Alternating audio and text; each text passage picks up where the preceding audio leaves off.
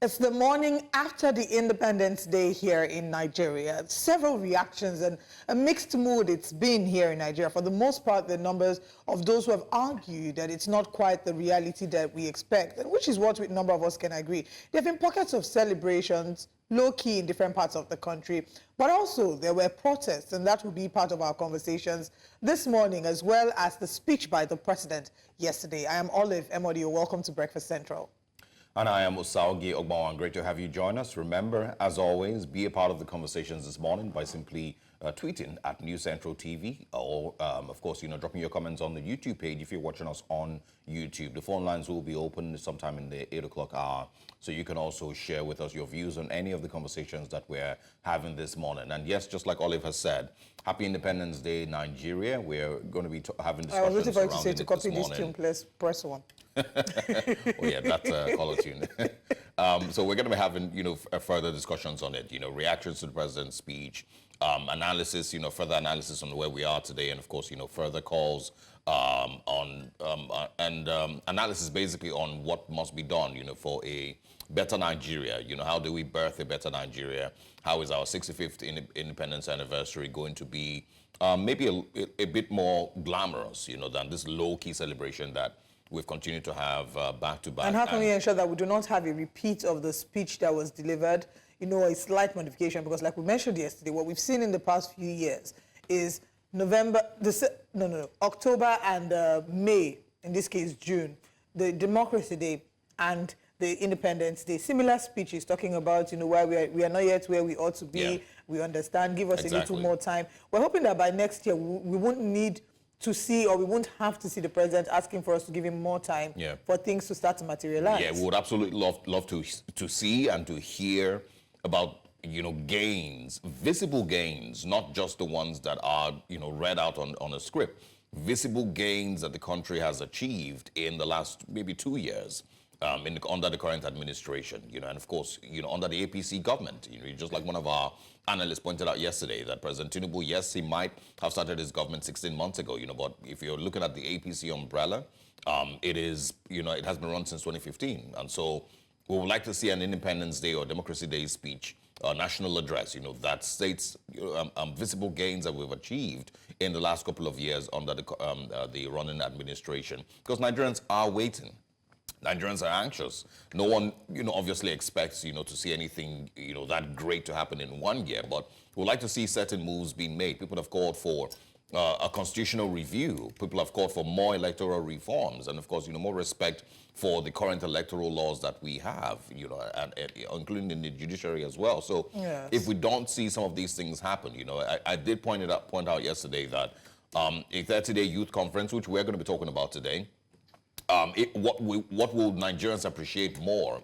Would we like to see, or what will young Nigerians rather appreciate more? Would we like to see a 30-day youth conference, or would like to see electoral reforms? We'd like to see that our elections have now been set in a way that Nigerians actually can trust, that they're free, they're fair, and they're credible. Absolutely. And so what should be some of the things that the president should tell young Nigerians that this is what we have from this administration? Young Nigerians have expressed their displeasure with how government and governance has been, and we've seen that show up in their protest and their dissent to the government of the day. We've seen that show up in, not just the End Bad Governance protest, but the End SARS protest, and we've seen the reaction or the response from the government to the dissent of the young people. Also, some of the criticism that has been leveled against the confab is the fact that this is not the first time we're hearing about this. If we go back to the report that was delivered in 2014, all the recommendations, the evolution of power, restructuring, how many of these things have been done. So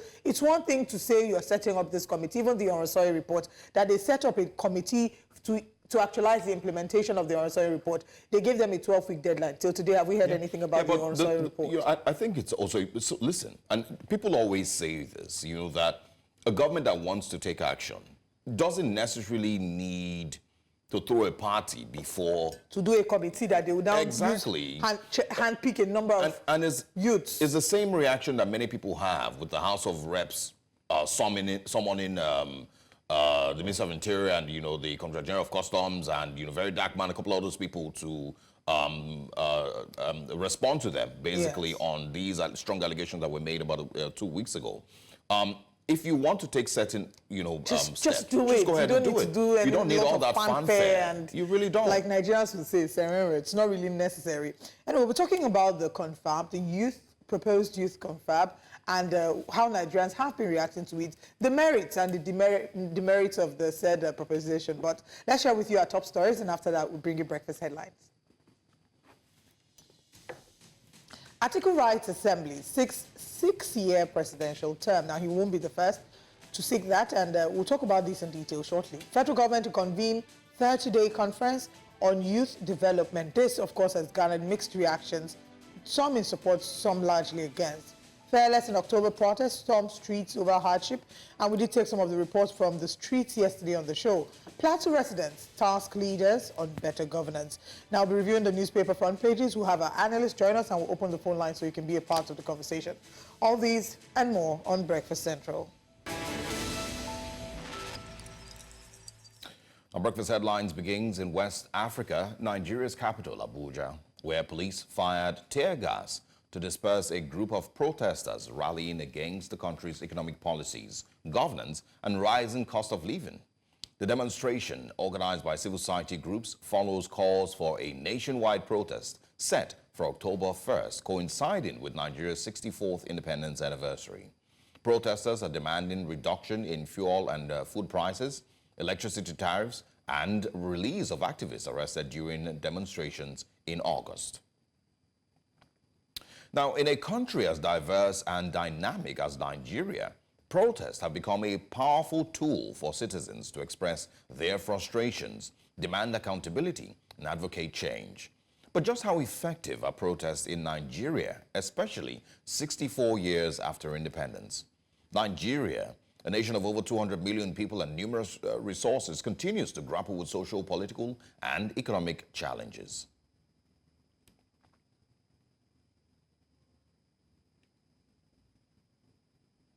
Well, these are questions that will be answered as time goes on here in Nigeria.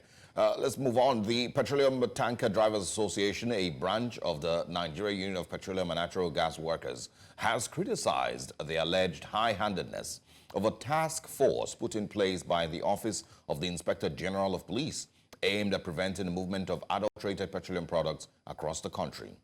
The association, via a communique signed by its national chairman, Augustine Igbo, after its National Executive Committee meeting, which held in Port Harcourt, the River State capital, says that the task force have continued the indiscriminate impounding of petroleum tankers despite evidence being presented to them by the drivers of genuine acquisition of the products by legitimate means and from approved loading depots. Outside Nigeria, Senegal's opposition coalition has selected former President Macky Sall as its lead candidate for the upcoming parliamentary elections in November. This announcement was made by officials from Sall's former majority party on Tuesday. If approved by the Election Directorate, the parliamentary race is set to reignite the rivalry between Sall and current Prime Minister Usman Sonko. Sonko, who was jailed for more than 7 months during Sall's presidency and barred from running in the March presidential elections, has been confirmed as the candidate for his PASTEF party in the November 17 poll. And also in a dramatic political development, Kenyan lawmakers have launched a motion to impeach President Rigathi Gachagua, signaling a deepening rift within the ruling party. Gachagua faces accusation of undermining the government, corruption, insubordination, and engaging in ethically divisive politics, among other charges. A total of 291 members of parliament have signed in support of the motion, well beyond the 117 required. National Assembly Speaker Moses Wetangula confirmed that the motion, filed by Mutuse Ekomas, Mwenge, a legislator from the ruling coalition, met the constitutional requirements. The motion outlines 11 grounds for impeachment, including allegations that Gachagua accumulated wealth estimated at 5.2 billion shillings, about $40 million, in just 2 years, despite an annual salary of $93,000. And also in the news, Extremist attacks have forced thousands of Burkinabe to flee, seeking refuge in Côte d'Ivoire. Many are housed in camps like Noningwe outside the city of Ouagadougou, while others find shelter within local residents. Majority of the camp's population, predominantly women and children, have suffered abuses at the hands of presumed jihadists, the military, or volunteers of the defense of the home and civilians recruited into the army. Since 2015, when insurgency from neighboring Mali spilled into Burkina Faso, thousands have died and around 2 million people have been displaced.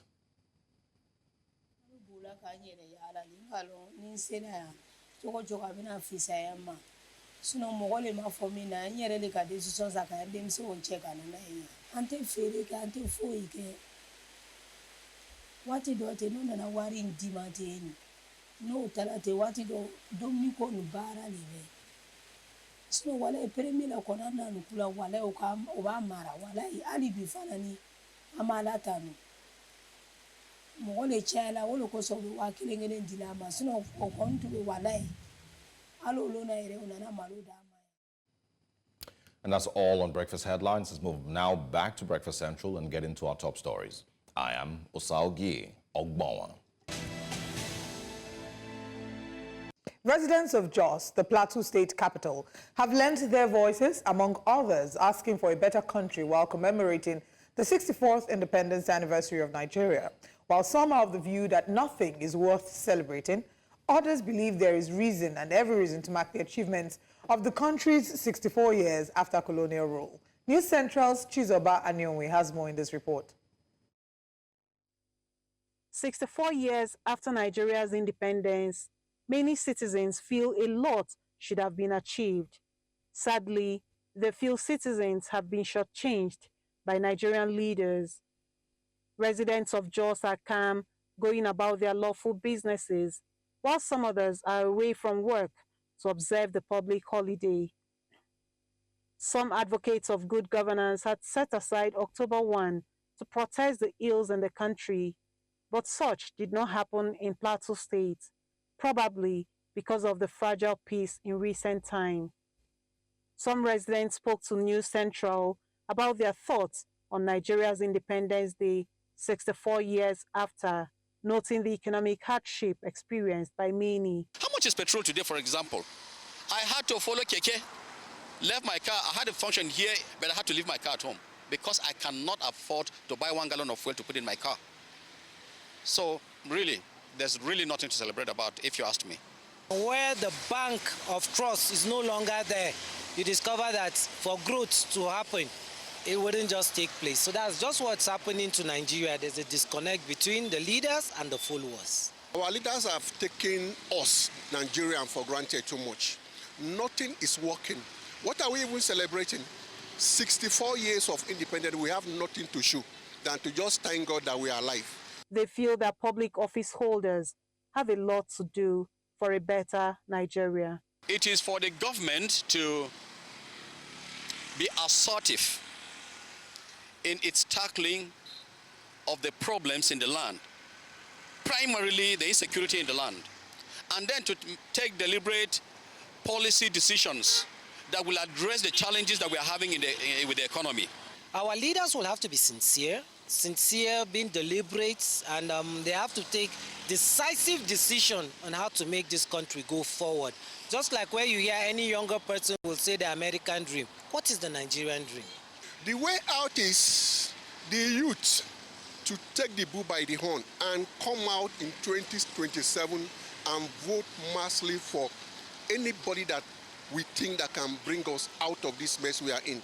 While a greater number of Nigerians feel disappointed at the situation of things in the country, it is also a wake-up call to all and sundry to contribute their quota in making Nigeria a home for everyone to live in. In Jos for News Central, Chizoba Anyonwe. Yesterday, President Bola Tinubu announced plans to convene a national youth conference, a 30-day gathering aimed at addressing the challenges and opportunities facing Nigeria's youth. In his Independence Day broadcast, the president stated that the conference would unite young people to nationwide the young people nationwide, I beg your pardon, to collaboratively develop solutions to critical issues such as education, employment, innovation, security, and social justice. He added that the modalities of the conference and selection of delegates will be designed in close consultations with young Nigerians through representatives. The president assured that the government will thoroughly consider and implement the recommendations and outcomes from the forum. Our children in focus, recognizing that we cannot design a future that belongs to them without making them its architects. Considering this, I am pleased to announce the gathering of a national youth conference. This conference will be a platform to address the diverse challenges and opportunities confronting our young people, who constitute more than 60% of our population. It will provoke meaningful dialogue and empower our young people to participate actively in nation building. Now joining us is the chairman of the Niger Delta Youth Movement, Fauga Chapter, Honorable Innocent Nyema Wichie. And also joining us is the national coordinator of the Take It Back movement, Songyolu Juwon. Good morning, and thanks both of you for joining us. Good morning. Thank you. All right. I mean, I'm not sure if there's celebration across the young people in Nigeria, hearing about this 30-day youth conference. But I'm going to start with Mr. Juwon, from the Take It Back movement. What are your quick thoughts, on this, idea by Mr. President? Yeah, thanks a lot, and good morning once again. I think the president simply wants to organize another 30-day jamboree for his supporters. And I see no reasonable outcome from such a confab. And this is largely due to the fact that the demands and yearnings of young people is audible to the deaf and visible to the blind. We don't need the president to waste billions of taxpayers' money to fund another jamboree. If the argument is that Nigeria is struggling with funds, I'm not sure organizing a 30-day jamboree is the way to fix this. What exactly are we asking for? We are saying that 64 years after independence, what exactly have we achieved? Nigerians, what have we achieved in the areas of education? But we don't have clean water. Practically, the country has achieved nothing other than insecurity, bloodletting, hunger, starvation. Nigerians can't even afford to feed. As a matter of fact, I wonder, was there even what national confab did we or what confab did we convene before the president approved over 150 billion naira for himself to buy private jets for himself? Did we need the national confab before the president took the price of fuel to unaffordable rates over 1,000 naira? In some states, it even goes as high as 1,500 naira per liter. What national confab did you have with young people before we have wave of fee hikes across our campuses? Thousands of young people are dropping out of school. So the issues are clear. To solve this problem, we do not need to waste taxpayers' money, scarce resources on such jamboree, rather than the fact that the president should simply listen to the demands of the people and reverse all of his policies that he has imposed on us over the last 1 year. And it's also unfortunate that it's also ironic that the president is calling for a dialogue, maybe to a confab, whatever he decides to describe it. But how do a dialogue with a regime that simply murdered close to 40 people during the August days of Rija protest? And sadly, the Inspector General of Police, under whose watch this atrocious crime was committed, is still keeping his job. As a matter of fact, the National Assembly extended his tenure Was that a thanks for killing young people, including women and children? It's pathetic. So we can't have young people in detention, jailed for protesting for food, jailed for asking for bread, and then you're saying you want to dialogue with young people. You want to go to where do you want to dialogue with? Do you want to dialogue with them? Are you dialoguing with those in detention, or you want to dialogue with those you've sent to early graves? I simply don't understand. But what we're saying is that the demands of young people are clear, and we don't need the president to waste scarce resources to organize jamboree other than face the issues head on and pass these policies immediately. I'm hoping we can come back to you and see maybe there's some similarities in what the president is trying to achieve with the confab and what the protests are trying to achieve. But we'll come back to that. Let's bring in Honorable Nyema Wichi. Your thoughts regarding the confab, the youth confab. Is this something that you are in support of, or what are your thoughts generally? And if you are not in support of it, what are your concerns regarding this? Thank you. For the confab that the president is about to start, for me, is not a welcome development. This would have taken place since before now. If you remember the NSAS protests, what happened? The youth came out and asked for the presidents, for us to dialogue with the presidency, for us to have one-on-one talk on how the country's economy and the way forward of the nation. But at the end of the day, you saw what happened. They killed a lot of youths. Most of them are in prison up to date. Coming to this end bad governance, you see a lot of youth came out peacefully. The time that they're supposed to do this confab is not now. Like what my colleague there said, this confab is all about, spending unnecessary money that will not benefit from. We have a lot of challenges, which Mr. President has supposed to stop before now. We, the youths, are the engine room of every family, community, the nation. Any country that the youth is not together in unity, that country will not move forward. Now, this confab is not a welcome development at all for me. We have pressing issues. One, the economy of the country is very, very bad. Talking about the high cost of fuel, high cost of living, high cost of electricity, I think what the president should concentrate on now is how to bring down the fuel prices and the electricity tariff. It's very, very high. I'm a businessman, for God's sake. I used to have like 6 or 7 staffs. Now I have only just 1 staff because I cannot meet up. By the time you work, there's no electricity.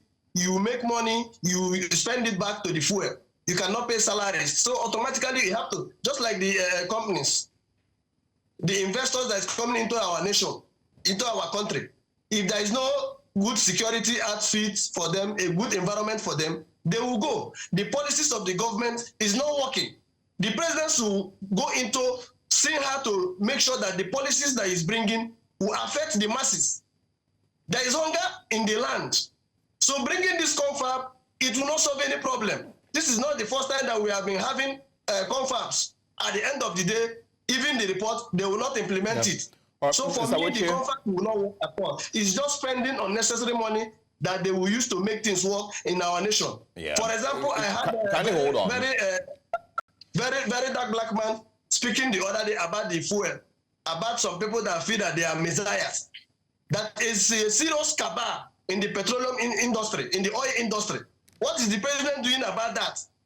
They took our crude and gave to the Messiah, and the Messiah refused to refine it here and take it abroad, making money for himself. What is the president doing? They should make these things clear for us. We are suffering. We are suffering.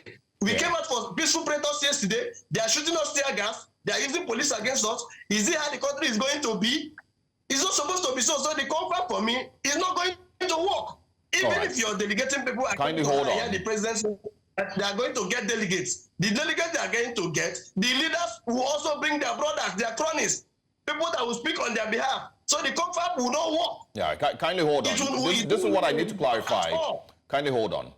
The idea behind this, I believe, is because Mr. President very likely believes in the voices of the young people in Nigeria. You've clearly mentioned, that the young people in Nigeria, are part of the engine room of our great nation. So don't you see this, as Mr. President recognizing the vast amount of young Nigerians that exist in our population and wanting to give them a voice, wanting to create an avenue for them with which they can discuss the Nigeria that they want to see, and of course, maybe also shape the decisions of the current administration? What Mr. President is doing now is to divert our attention from protests. That is the simple truth. It's just to divert the youth's mind to this confab and remove our mind from the protest. We'll continue to protest until we get good governance in our nation. So the confab is all about, is political. It's just to divert the attention of the youth for 30 days so that they will stop the protest. It won't work. This thing would have been done before now. These things would have been done before now. So it's just a political confab for the youth. And like as I said, we have bad leaders in our nation. We have bad leaders in our nation from the federal government, from the state government, from the LGAs. We have bad leaders. Our leaders don't work for our own benefit. They work for their pockets and their families. How many of our leaders, their children is in the nation today? We can count them. All of them, their children, their family is abroad. It's we that is suffering everything here. I had somebody talking in Lagos. What is his name? Whether it's Jerry Ibukwe, the president's person in Lagos there, was crying that the president should look into this matter. It's affecting everybody. He should look into it. The electricity high cost that he's paying, that he cannot pay again, that he doesn't even go out with his car. Well.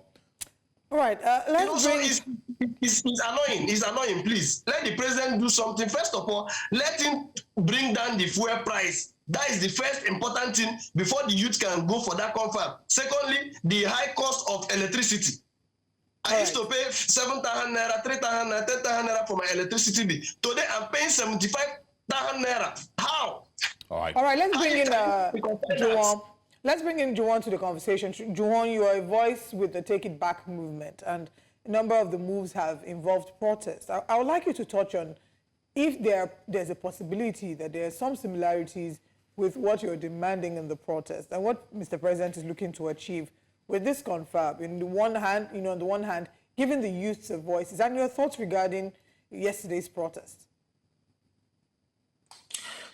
Yes, let me start by commending many young people who came out yesterday defying the odds and threats to protest and exercise their rights to demand good governance through protest, despite the fact that, as usual, the government went ahead to get a court injunction restricting protesters, including court injunction against myself. I haven't seen these court injunctions till date as I speak with you, but this is a court injunction that the government, in the show of your seriousness anyways, have been peddling around on social media. But of course, as we made clear to them via our protest, is that any law, our constitution is clear about our right to peaceful assembly, and no corrupt judge can overturn the position of the Constitution when it comes to our rights to peacefully assemble as a people. And I dare say that the Nigerian young people have chosen a clear path to express their dissatisfaction against the policies of Tinubu's government, and which is what we've been doing since August on the streets in protest. But I dare say, what the earlier speaker talked about, the Tinubu government is not interested in speaking to young people. It's not interested in dialogue. The confab is a diversion, waste of public funds and resources. Because it is you can't say you want to dialogue with people, have a confab with people, and you are still shooting them with tear gas. Yesterday at the protest ground, people were arrested in Jos. after being violently repressed. In Port Harcourt, the police and DSS, including thugs, coordinated attacks against young people. They were beaten. Some of them were beaten to stupor. That was in Port Harcourt. They could have died. And in Kano, protest organizers in Kano were abducted under the guise of a meeting. That was around. That was a day to the protest on the 30th of September. That's a day to the protest. They were abducted under the guise of a meeting, and they were not released until much later yesterday after public outcry. In Abuja, protesters were not only beaten, they were violently repressed. And as I did made mention, there are still people who are still in detention as we speak to you. There are numerous families who are still mourning their children that were murdered during the August days of which the August protest we had now. So how does it? Why is it not hypocritical for the president to keep saying he's open to dialogue with young people, but yet you're killing them, you're repressing them, you're attacking them, you're not listening to them? So what exactly are we coming to do at such a jamboree? All right. It's clear that our aims. Our aims are different. If the aim of the president was to listen to the yearnings of young people, you are not going to repress them in protest. You are not going to send them to graves. Who exactly is going to dialogue with the people you have sent to the graves? Or who is going to be dialoguing with those who are in detention? And as a matter of fact, our demands are loud and clear. The president does not, if the argument, as I said, if the argument remains that the resources are scarce, there will only such resources to be wasted on a jamboree for the president's supporters. At the end of the day, I mean, this standpoint is what we've heard in spoken in different ways. There are those who would say, what of the implementation of the recommendations from the 2014 National Conference? Rather than start something afresh, why don't we go back to the drawing board and start to revisit what those suggestions were? Because to be honest, you do a comparison, and there's a lot of similarities between that. This needless expenses, Nigerian youth seem to be in support of it, he changed the... All right, Juwon, we will have to continue this conversation on another day, but thank you so much to the gentlemen for joining us. Thank you, Innocent Nyemangweche, and thank you very much, Sanyo-Olu Juwon, for joining us this morning on the conversation. And to our audience, you can also lend your thoughts on what you think regarding the proposed youth conference. Tweet at News Central TV, or you can tweet at us individually to let us know what your thoughts are. Are you for? Are you against? And if you are for or against, why? We're going to break in. When we return from this break, we have another guest to have another conversation. Stay with us.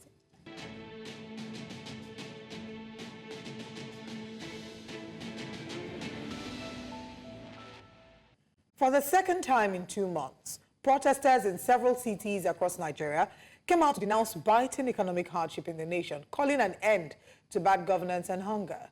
The protest, tagged Fearless in October, started yesterday, Tuesday, October 1st, coinciding with Nigeria's 64th Independence Day celebrations.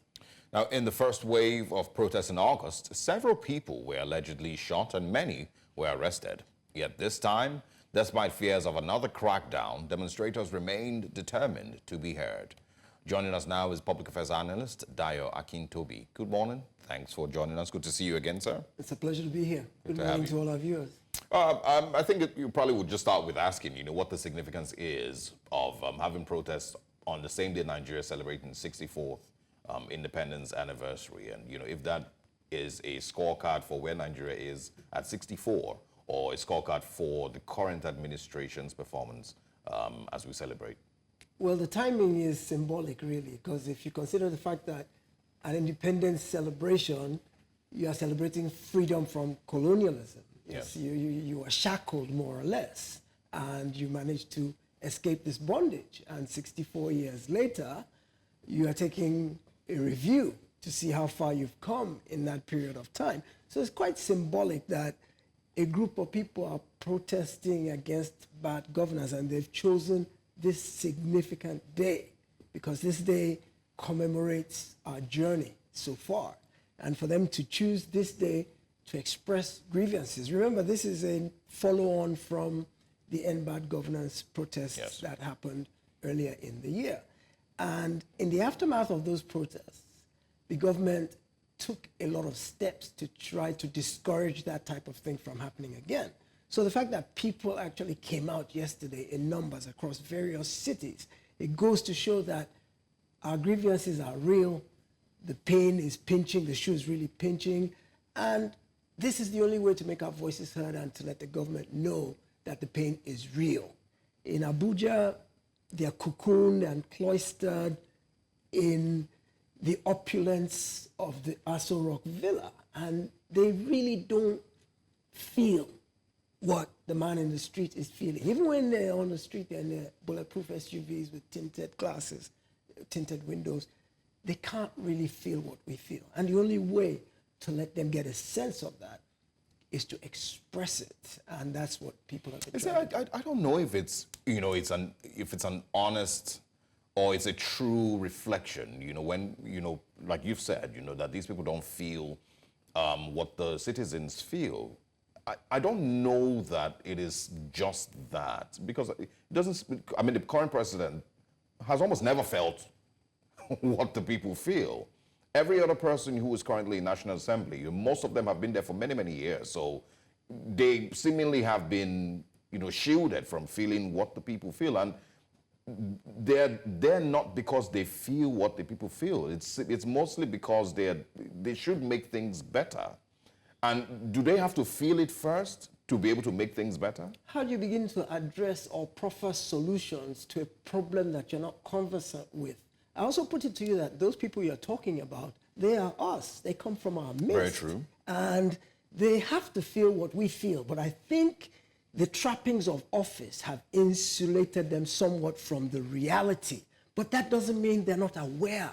They live and they breathe and they have family, they have children, they have relatives, they have community that's my point. members. You know, so it's not, you don't have to feel it directly to be aware of what the people are dealing with. It then, you know, matters if you care enough to change that reality. I don't think there's any politician that really cares enough, because the national interest is subservient to the agenda that took them into politics in the beginning.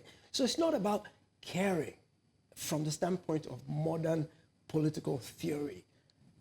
Nobody cares beyond what the direct individual agenda for being in politics is. So they pay lip service to the fact that, yes, we're out for progress, we're out for development, we want human development indices to improve. They pay lip service to that. But in the real sense of the word, politicians live to perpetuate themselves in office and to pursue a very narrow agenda.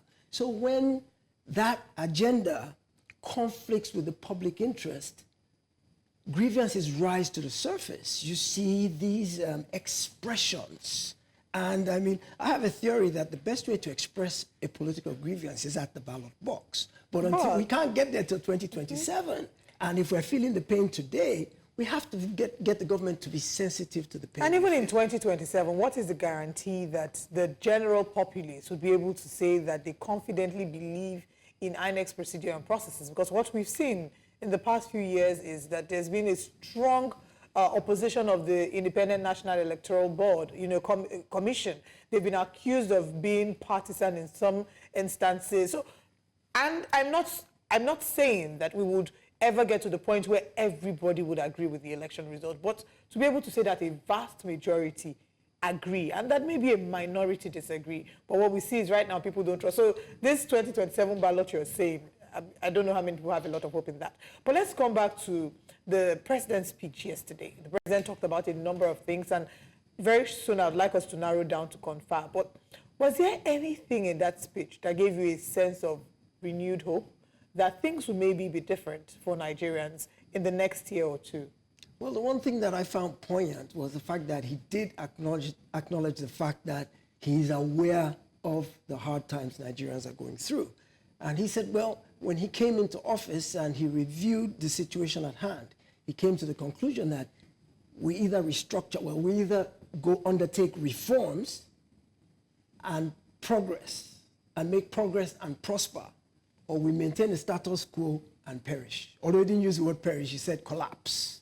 So I found that rather telling because it lets me know that he does kind of know what is happening out there. He's not insulated, he's not immune to knowledge of the hardships Nigerians are going through. However, the question then becomes, the solutions he's putting forward, are they the right ones?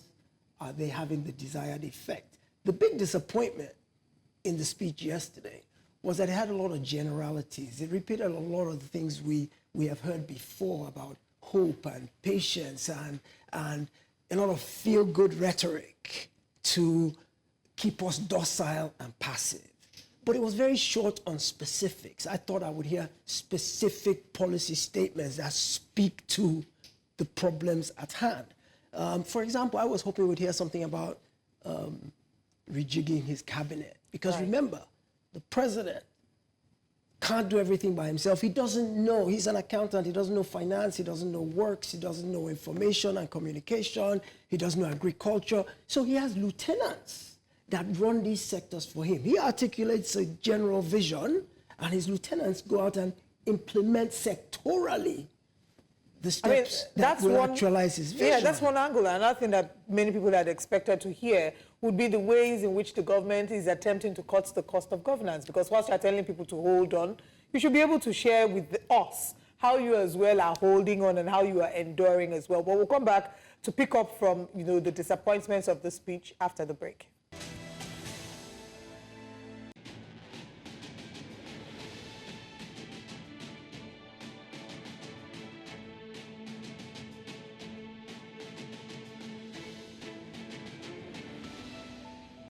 Welcome back. Now, we're still having a conversation about the protests, and so far the journey to where Nigeria is and where we ought to be. And we're still joined by a guest in the studio. Now, before we went on the break, we had started to talk about the disappointments in the speech. You had mentioned the rejigging of the ministerial cabinet.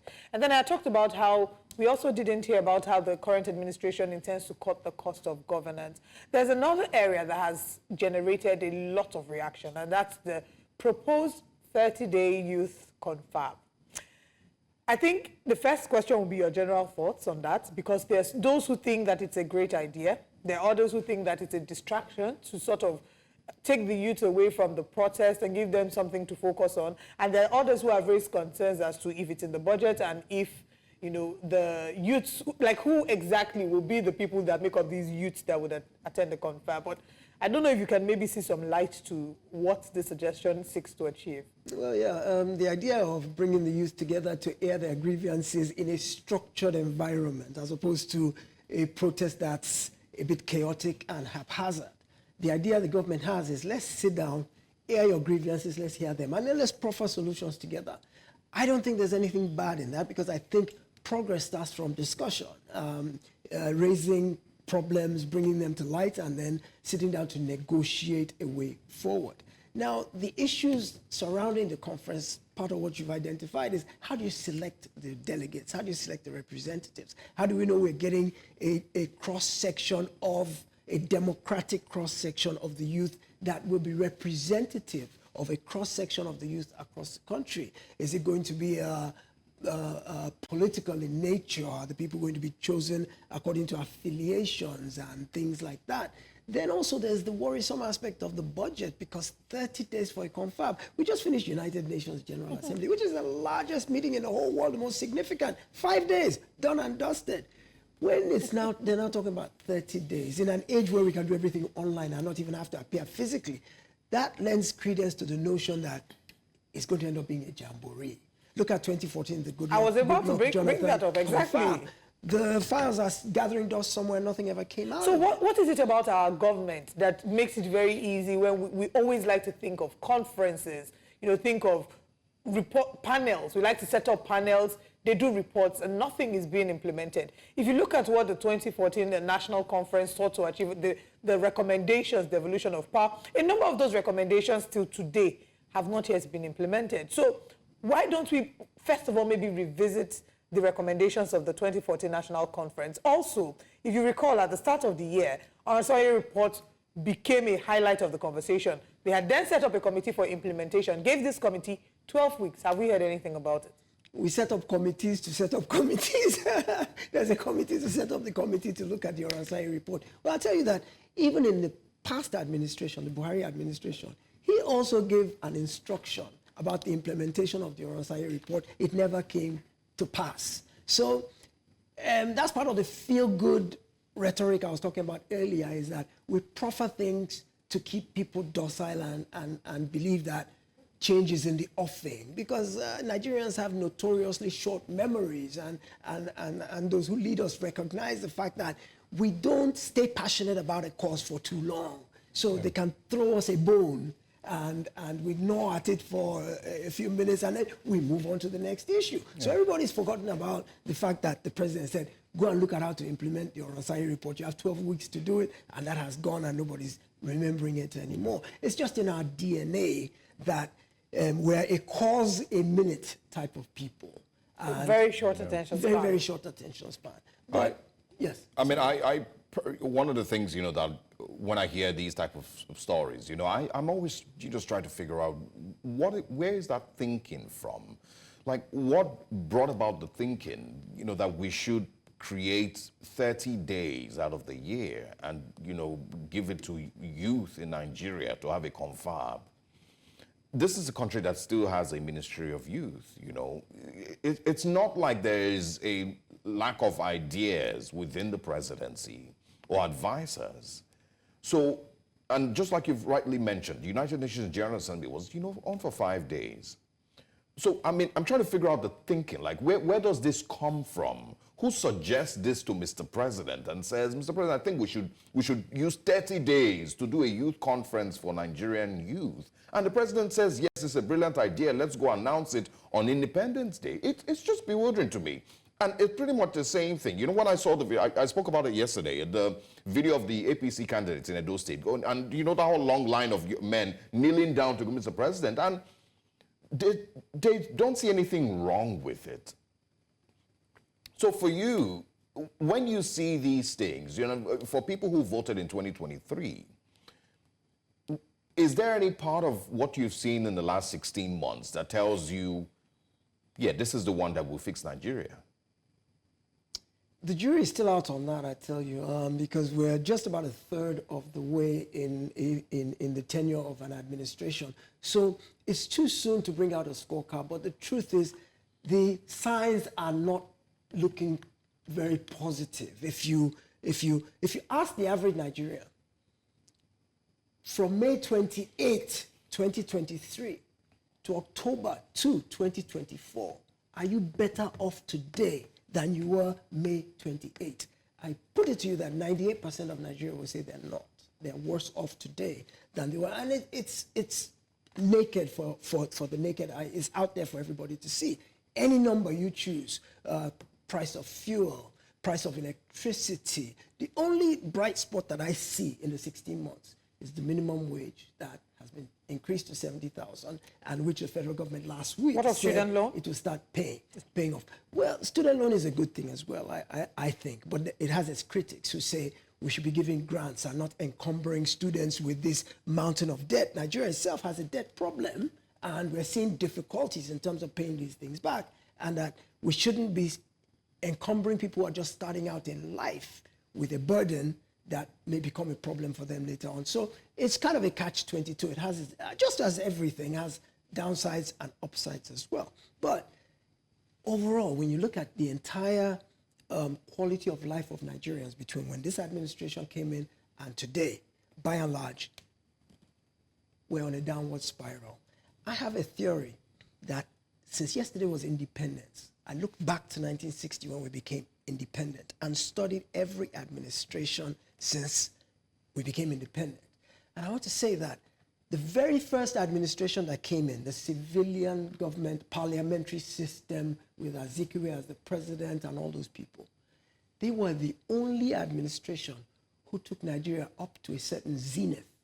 And ever since then, with each succeeding administration, we've just been on a downward spiral, and it's been getting worse with each administration. There are occasional flashes of brilliance. You know, Gowon did one or two things. Obasanjo in his time got Paris Club to, in his time as civilian president, Paris Club forgave our debt. He brought GSM. So there's occasional flashes. But holistically, as a country and as a people, we've been on a continuous downward slide. If you look at all of our developmental indices, it's getting worse and worse and worse. I say, in our national life, this is the lowest point we have ever been since independence. Yeah. So how we can now begin to say that this is the administration that is going to turn things around and begin to redress that slide? Well, I don't see it. So it does seem that we have to wait for a miracle. You know, every time we have one of these conversations, it leaves you feeling very discouraged. But we can only just hold on to hope. The hope hasn't yet been renewed, but we will keep holding on to hope. And holding the government to account and asking the necessary questions. Dayo Akintobi, it's always a delight to have you. Thank you so much for gracing us. My pleasure. All right, let's share a quick recap of the conversations we've had this morning and also notify you of what the next 1 hour on the show would look like. This morning on Breakfast Central, federal government to convene a 30-day conference on youth development. We've just wrapped up a conversation looking at that, as well as the Fearless in October protesters who have stormed the streets over hardship. We saw them coming out in their pockets and in their numbers yesterday. Plateau residents task leaders on better governance. Chizoba Anyonwe brought us a report on that. But now let's share with you what we're bringing next for the next couple of minutes. Coming next, Atiku writes National Assembly on 6-year term for president, and also the newspaper front pages will bring you the major stories making headlines across Nigeria, and also asking this morning, which way Nigeria?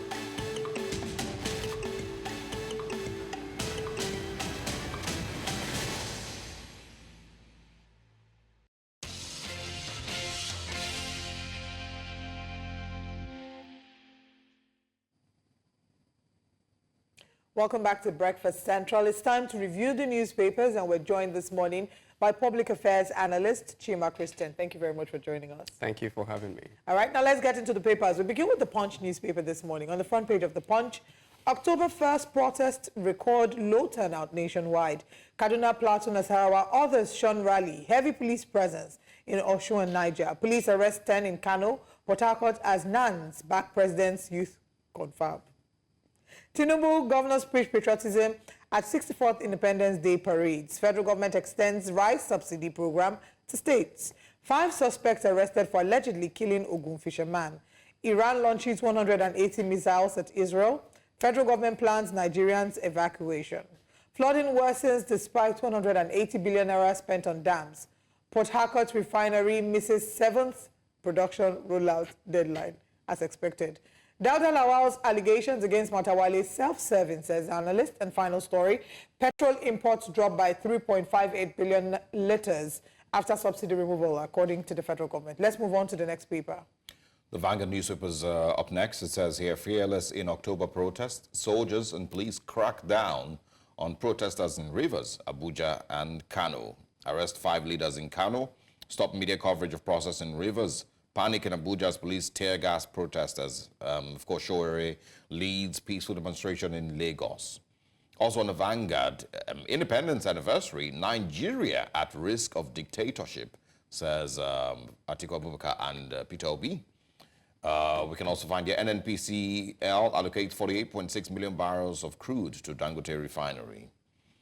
Tinubu failed to address Nigerians' problems, and that's in his Independence Day speech, say CSOs. I didn't steal Kaduna's money.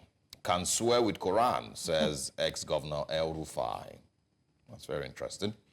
I think these are the major stories that we can share on the Vanguard. We have time for just one more newspaper. Yes, and the Daily Independent is our final paper this morning. Tinubu draws flag over plan to convoke National Youth Confab. There are many people who have given their reactions. Youth Confab will be useless. Implement 2040 National Confab, MBF says. We'll come back to that conversation much later. Police explain deployment of officers to RSIEC headquarters. Federal government distributes 2,000 CNG-powered tricycles to youths. My government won't surrender to barefaced blackmail, says Fubara. Emirates resumes operations in Nigeria 2 years after suspension. Interesting. I'm hoping that this would mean that the visa ban is also officially lifted. Protesters in Benin, Oshogbo, Akure ask Tinubu to reverse harsh policies. Police suspected miscreants disperse protesters in Rivers.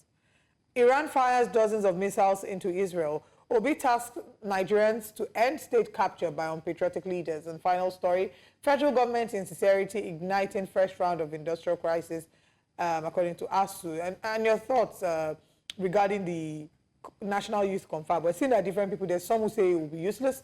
Some here on the front page, you can see it's designed to divert attention from bad governance. So Shell has says, revisit report of past confab committees, forget youth confab. Sage says, youth must be heard, concerns addressed, but crash PMS prize. And PDP says, speech empty, confirmation of Tinubu's insensitivity. So a general overview of your thoughts on the speech, and more importantly, please narrow it down to your support or disagreement for the National Youth Confab. Well, thank you so very much for the opportunity. Let me start with the confab. That concerns the young person, and I think that by all definitions, I'm young. I think that if you look at that, the question to ask is whose interest does Tinubu and his government want to serve? If it's the interest of Nigerians and Nigeria's young population, then the confab is a good thing to have. But then if it is to serve the government's interest, then it's a mere waste of time and money.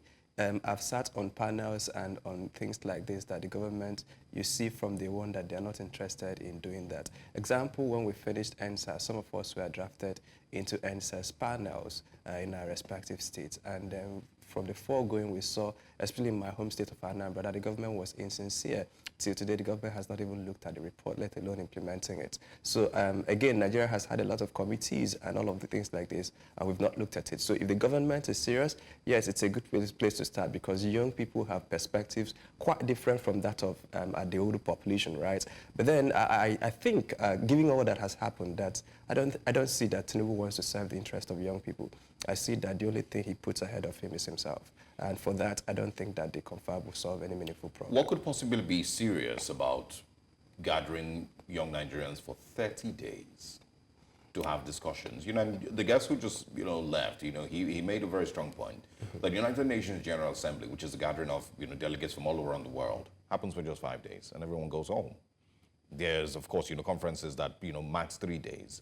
So what is possibly serious about 30 days of youth discussions here in Nigeria? So the ones I've participated in did not sit for 30 days, and we delivered on the mark. And I share that sentiment that, again, you need to see the design of the program. That's where we will see what are they going to achieve, what is the set objectives, how are they going to do this, what are they going to be discussing for 30 days, are they going to be redrawing the map of Nigeria, are they going to be designing, for instance, 1999 Constitution, what kind of powers do you confer on that body, how do you make the constitution of that body? What are the parameters? What are they looking at? And then the reports coming out, are you going to distill it to legislative proposals for consideration by national? So those are some of the things you're going to be looking at. But then again, if you look at the meaningful work of redesigning Nigeria and you go into sectoral analysis of the thing, I think it will take a lot of work because if you look at, for instance, elections, you have youth debates and agree on policies. You go into agriculture, so there are things to discuss. Again, part of my pessimism, because I've seen a lot from this government, I don't think they are doing this to serve the interest of young people. All right, let's talk about young yes, people. Please. October 1st protest, the Fearless in October protest. Some would call it a spin-off of the End Bad Governance protest or a continuation of the End Bad Governance protest. The Punch reports that there was low turnout. Why do you perceive that there was low turnout? Is it necessarily because people don't believe in the power of protest to effect change? Is it because people are tired? Or is it because they are afraid of being charged for treason? You know, what would you say are your thoughts regarding the protests our culture, and the low turnout? Yes, our culture, a learned culture, and that's of civic. By the way, my view is that democracy operates a demand and supply pendulum. That if you see supply side guys, for instance, people in government, and then the demand side guys are those of us on the street, the media, and all of those other people, that if you don't demand well, you will not get enough supply. That even anywhere you see democracy working, it operates those two pendulums. The demand of governance must be ahead of supply. But then in Nigeria, we have a laid-back culture where we expect the government to be benevolent. And then the only place you see that benevolence is in dictatorship. I keep telling people, democracy confers on you some rights and privileges, but then it also confers on you automatically some responsibilities. I've not seen that Nigerians are enough in sitting up to those responsibilities. And then we're beginning to see pockets of things around. In 1999, it would be unconscionable to think that Nigerians will pour out in the streets like they've done in End SARS and End Bad Governance yesterday again. But then what I'm seeing is that pressure from the economy, from insecurity, and all of the things are now beginning to remodel Nigeria. Let's allow these things to happen. If the government does not take time, the next one, it might not be the next immediate one, but the one that will really hit at the core of Nigeria will not be televised. It will not be planned. It will be spontaneous.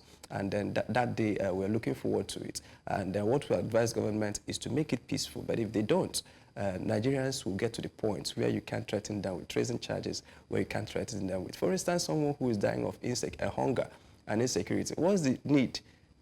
Either die in the hands of Fulani headsmen or die in the hands of the security operatives. Death is death. So at some point, Nigerians will get tired and get above that fear of death. And when that time comes, you will see that Nigeria does not have enough state structure to contain even 5% of Nigerians if they pour out on the streets. Yeah, and that's a little scary, just, thinking about it. But let's talk about other things in the news this morning.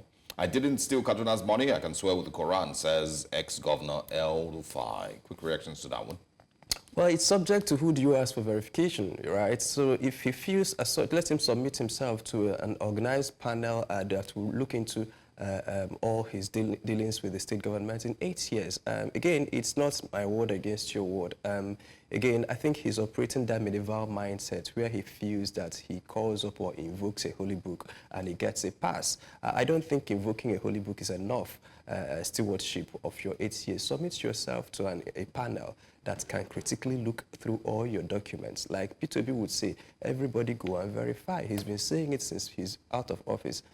Such challenges, and again, you know that panels have been instituted by the House of Assembly in that state. Yeah. You know the shenanigans, I don't think he honored their invitation, all of those things. So again, his word against the word of the government. Again, I don't believe him. But then the only thing that I will see is that if he submits himself to an independent probe and he comes out clean, then so be it.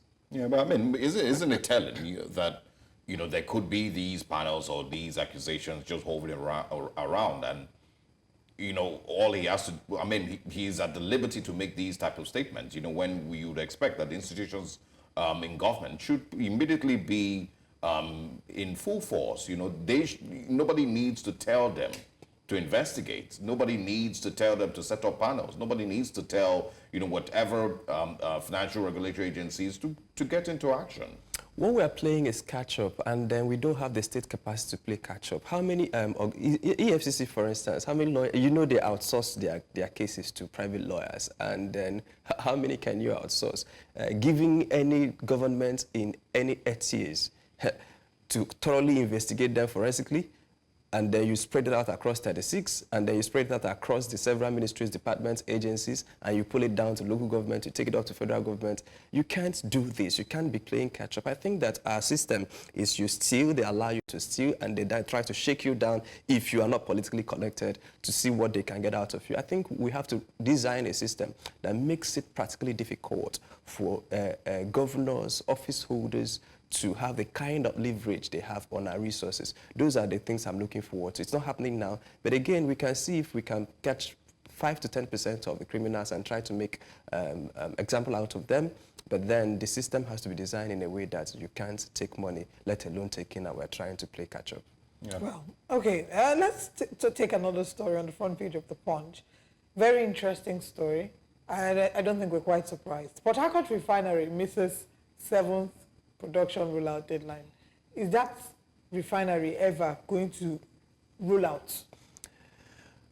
Ever, yes, because Nigeria has made huge investments in that place. Whether or not they are audio investments, we can't say, but investments have been made. You know about Jonathan's turnaround maintenance. Before him, there was maintenance by Erdogan's government. Before that, there was maintenance by Obasanjo's government.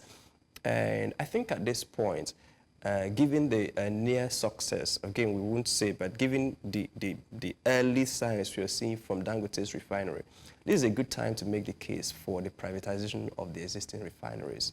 Right? Let's privatize them so that that forms a bulwark to compete against what Dangote is doing, and in that healthy competition, that the prices will crash and Nigerians will benefit from it. So privatization is of the Port Harcourt refinery, all the refineries owned by the NNPCL, they have shown a gross incapacity, that they are unable to manage these things. And they are talking about turnaround, maintenance, and all of those things. Someone has built something from ground up, and it's working, right? So turn it out and give it to business people. Again, there will be profit-driven in the first, but again, when there is healthy competition, and then they are able to bring down, just like you saw that at some point, telephony was just in the hands of, I think, Nitel, you remember? Those days where you had to go and do payphone. Again, when private sector operators, MTN, Glo, and the rest came in, you now see that it's a healthy competition. Again, imagine if Nitel was operating our internet and telephony service, where we would be today. Today, we are talking about maybe you're making a call and then there's system downtime, but now it rarely happens. So I think that giving it to a couple of private sector players could help Nigerians derive the maximum benefit from those investments. If I remember correctly, I think they did try to get into the cell phone business back then. It was MTEL or something like that, or MTEL. I don't remember what it was. They didn't, go beyond 6 months or 1 year at most. I remember back then in the start of the GSM era in Nigeria. But let's also just, get your general reactions to, the declarations made yesterday by the president on Independence Day speech. Certain things that he pointed out as his achievement so far as Nigeria's president and his administration's achievement. Is there any part of it, of that speech that stood out for you, to give you some confidence that it may be tough, but it's tough for the right reasons, and in a very short, while, we will start to reap the benefits and see stability, across our country? I sincerely believe that Nigeria cannot continue going this way, and that the leaders have no option than to supply. They will not supply because they are good. They will supply because of their own selfish interest, because at some point it will be clear to them that you can't govern a set of hungry, angry, and frustrated people, right? And it will become clear and obvious to them, and then things will begin to happen.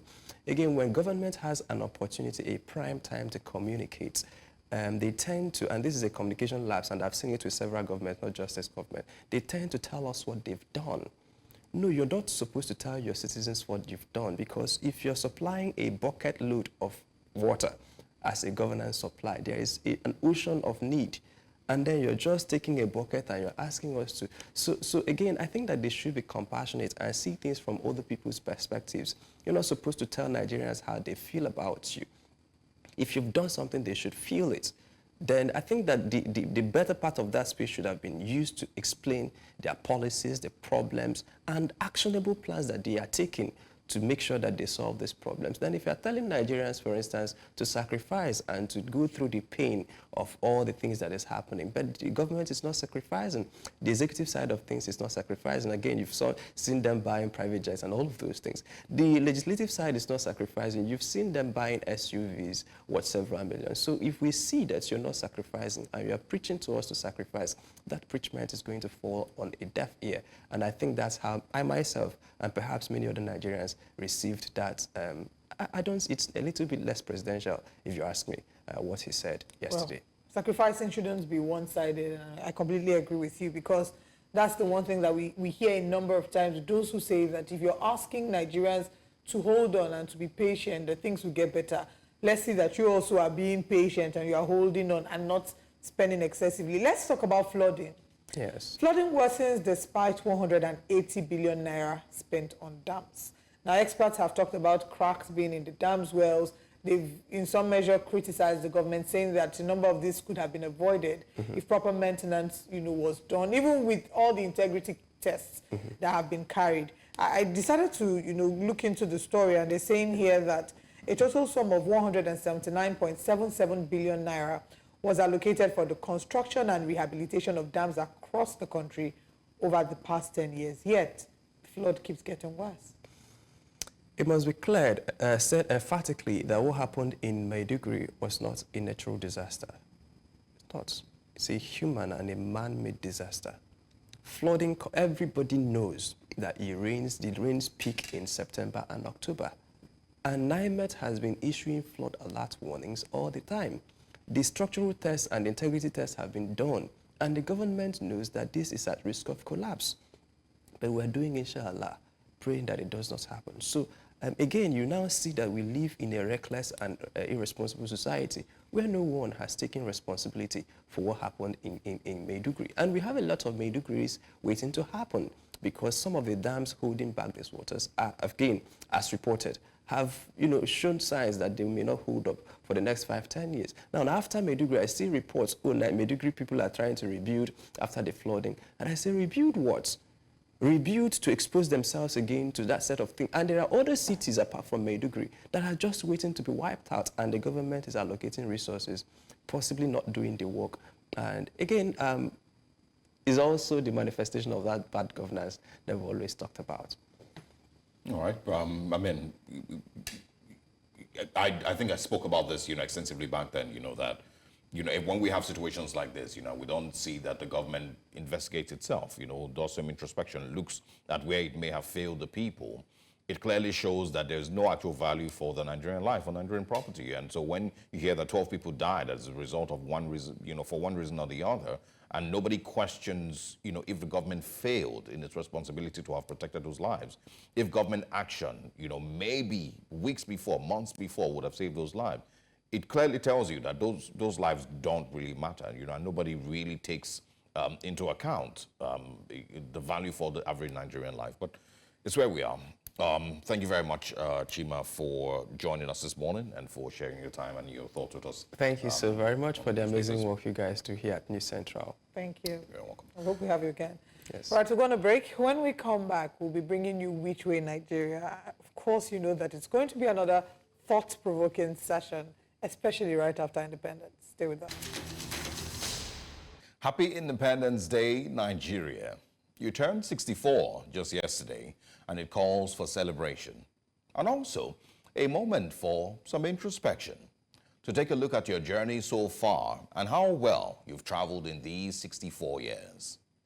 Every now and then, some of your leaders or citizens like to tell you to not be burdened by those who say that you've disappointed yourself and your citizens and even neighboring countries who have looked up to you all these years.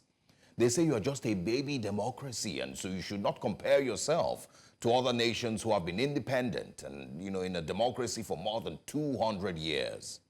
But Nigeria, you and I know that 64 years is no joke. You and I know that these nations they speak of have made their mistakes in the past and have given you what we call past questions with which you can spy from as you build yourself and your democracy since independence. Nigeria, you know that there's many other countries that gained independence at about the same time as you, and have done so much better for themselves. Yes, I know you suffered a few coups and military rule at certain times, but still, Nigeria, those are not good enough excuses to be 64 and still be where you are. Nigeria, you are 64 and you currently do not have any functional refinery. Nigeria, you are 64 and your citizens are flooding the embassies of America and Canada looking for any pathway out of here because they don't see any hope in your country. Nigeria, you are 64 and almost nobody trusts your electoral process. Haba. Nigeria, you are 64 and you have the highest number of multidimensionally poor people in the world. Nigeria, you are 64 and your passport is one of the least respected in the world at 64. You are 64 and just a week ago, certain people went and almost turned your National Assembly complex into a circus. Nigeria, you are 64 and people won an election and then went one after the other, kneeling to greet your president. Some people said it's respect. Nigeria, haba. Do you now understand why people say you have not done well at 64? Happy Independence Day, Nigeria. And if you really want to know where you are after 64 years of independence, let this be a reminder that 64 years of age, there are grown men and politicians kneeling down to greet your president. Haba, Nigeria, once again. Happy Independence Day. And good morning, Nigerians. Nigeria's former vice president and the 2023 presidential candidate, Alhaji Atiku Abubakar, has written to the National Assembly proposing a constitutional amendment, seeking a 6-year single term for the president and state governors. Atiku has also suggested that presidency is rotated between the North and the South, amongst other recommendations. We'll be joined this morning to discuss some of these recommendations, and we're joined by the chairman of African Democratic Congress, Lagos State, George Ashiru. Good morning. Thank you for joining us. Good morning, my sister. I'm happy Independence Day as well to both of you and to the entire Crew News Central. Happy Independence Day to you as well. Now, this will not be the first time we've seen a recommendation about for a 6-year single term for the presidents and for the governors. And I think the first way to kickstart the conversation would be that to ask you if this is a thought process that you align with. Personally, even though I had not initially thought about it, but when it was presented to me as an argument, and then with the necessary process of deductive logic, my opinion is that it's not a good idea. It may seem to make sense on the surface. It may seem to be a patriotic action, trying to get all of Nigeria invested in being part of this nation. But it removes the critical reason why we're not doing well as a nation, and that's leadership.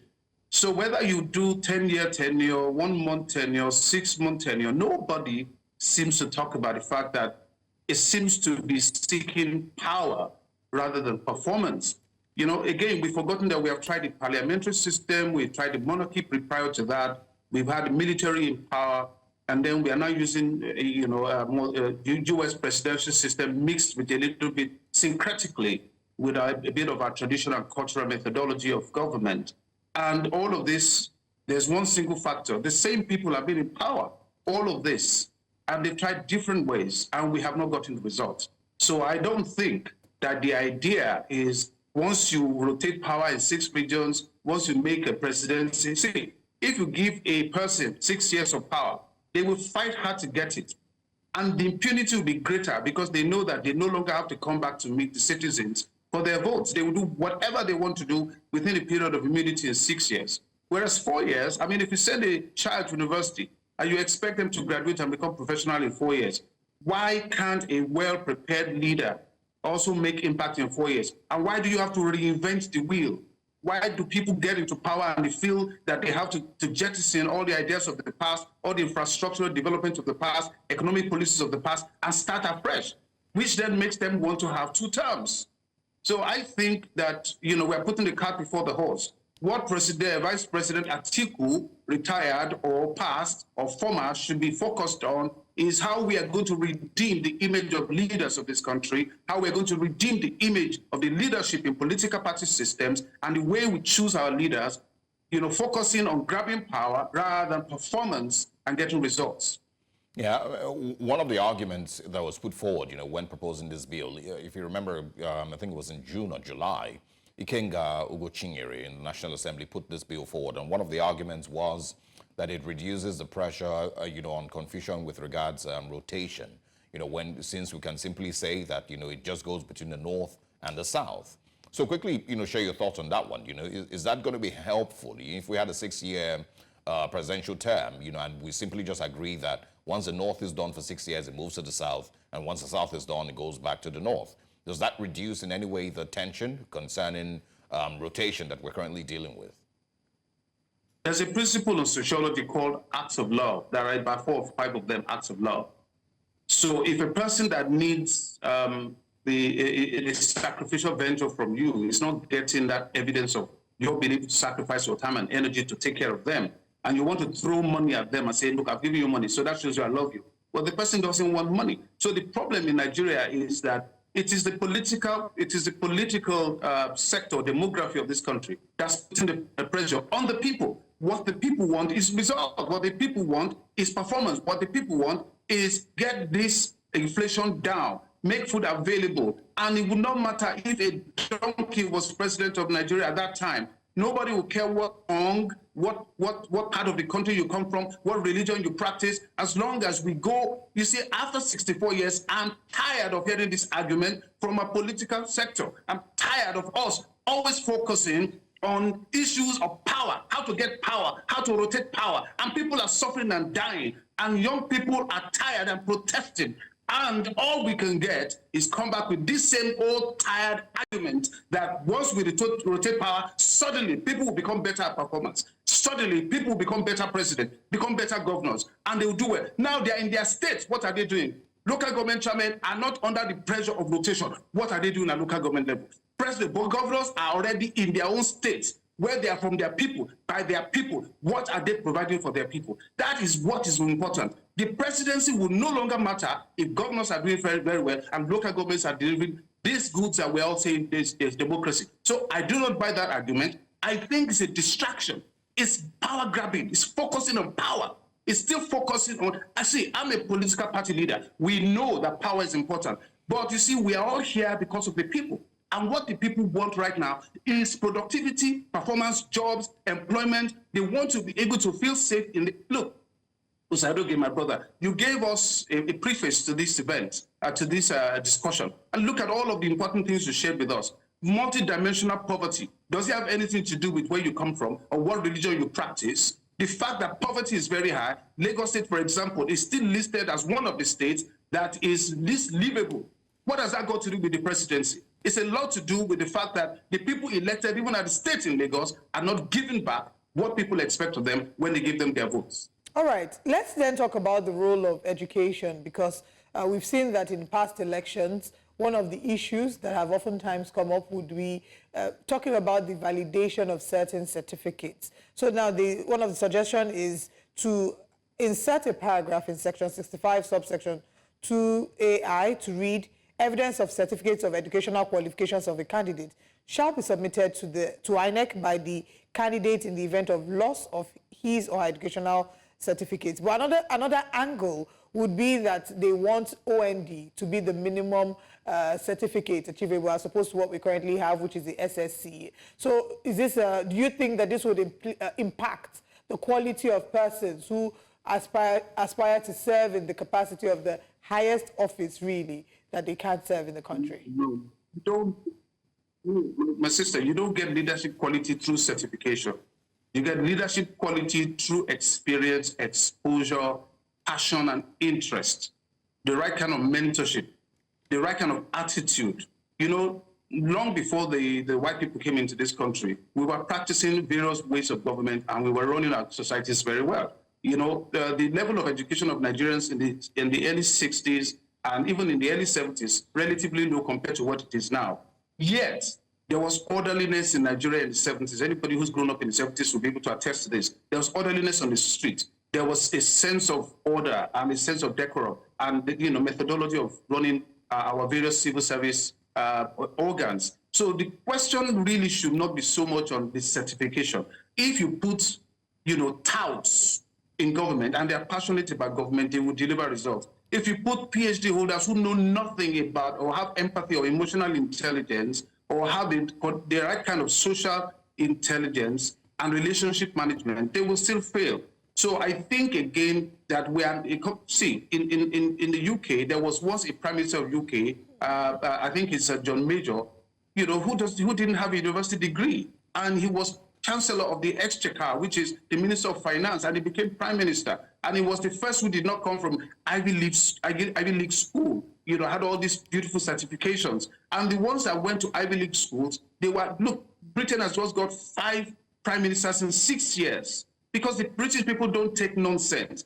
All of them are Ivy League people, and yet they're complaining they're not good in leadership. So sometimes we focus so much on certification rather than capability. So what we have right now, I accept the fact that, yes, a little bit over primary school, but let's leave that to political parties. Let parties decide if people qualify to need their various tickets. It's not something that the Constitution should focus too much about. The party can set its own standard. For example, African Democratic Congress can say, you must be graduate before you can run for governor. We don't need the Constitution to impose that on us. That is something that can be done, at the political party level in order to set the standard for those who come in. We can't just set the standard around money, bring 50 million for nomination for. How about the standard in terms of capacity, capability, experience, exposure, antecedents? These competencies are more critical right now in Nigeria that we're looking at. And the voters really tired of all of these distractions and diversionary tactics and talks. In our opinion, this is not answering the key question: how do we bring down inflation? Yeah, absolutely. I mean, they have a huge task, ahead of them. We still have, the worst inflation figures we've ever experienced. And I don't know if the excuse that, well, we're making reforms and things will get better in a while, if that would last, or if that excuse will be good enough for Nigerians for the next couple of years. I also want to talk about, the idea of constitutional reforms. They're talking about the 30-day youth conference, and I asked earlier, that will it have sounded better if Mr. President had admitted, or somehow, some way, said that he noticed that the elections in Edo State and in 2023 weren't necessarily the best, and we're going to continue to work towards electoral reforms to strengthen our leadership recruitment process, and also, constitutional reforms to give the states more power, to reduce the burden on the federal government. Those little details here and there, will those things, have been more beneficial as a discussion currently in Nigeria than the idea of a 6-year, presidency or a 30-day youth conference?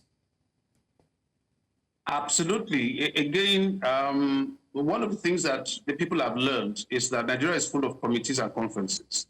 We have committees and conferences, and we have constitutional conference, we've had traditional conference, we've had the conference of the skies and in the heavens, and there are policy documents hiding everywhere. But do you know why we cannot implement them? Because we don't have the competence. The reason we can't implement this is because we don't have the competences. The people who are to implement the various ideas from the talk shops are not competent enough, interested enough, passionate enough, patriotic enough to implement them. So really, the president's focus should have been in also in your report, which seems to have died in natural death because you don't hear about it anymore. See, you start something, you don't finish it. You start another thing, you don't finish it. These are the problems of Nigeria. Inconsistencies, not just in policies, inconsistencies in ideas and ideologies, and implementing of cherry picking which one we're going to implement. So now we are talking about having this conference, having that conference, making this reform, making that reform, whereas the key thing is the economy. You see, the U.S. the U.S. elections that are coming up right now, there are 2 key issues that all the candidates are focused about. It's about immigration and it's about the economy. And the economy is obviously what's critical to people. So what is important is how to bring down the cost of living. The only job the president has right now is to bring down the cost of living. Every other thing is not a priority until most people can eat and people can think. Then they will consider the meaning of all of these various highfalutin ideas that we're jumping up and down and we're getting excited all about. And it's all focused on power grab rather than service. That is where I stand. That's what me and my party and people who of great intelligence stand, that it's time for us to come back to the grassroots. The key thing, the reason people are voting you into power is to reduce their problems and to make them be able to fulfill Abraham Maslow's minimum: food, clothing, and shelter. We take care of that, bring constant reforms. Look, it's October 2nd already. As the fuel price come down, we were hearing by October 1, this will happen. Has it happened? That's what we're waiting to hear. Well, we'll keep waiting. I think we'll wait for a while, but I agree with you, and I certainly want to see lower fuel prices. I don't want to have to live a worse quality of life than I did last year, and I'm sure that that's what a number of Nigerians express, is what the young people try to express when they're hitting the streets and when they're dissenting with the government of the day. I mean, these are ongoing conversations. George Ashiru, thank you so much for joining us, the chairman of the African Democratic Congress, Lagos State chapter. Thank you so much for your time with us. We look forward to having you again.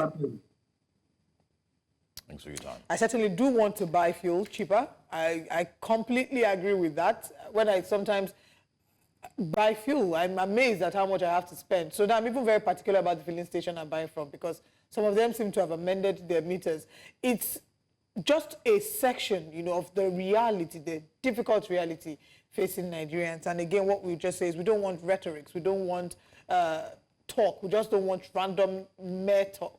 Nigerians want to start seeing actions. It goes back to what you said earlier. Rather than all that fanfare and unnecessary display, just do the work. When you do the work, Nigerians will see the results. We don't care about all the public. Yes, it's important to communicate, but as we are communicating, let's be seeing the work. It feels like there's been a lot of talking for a long time. Yeah.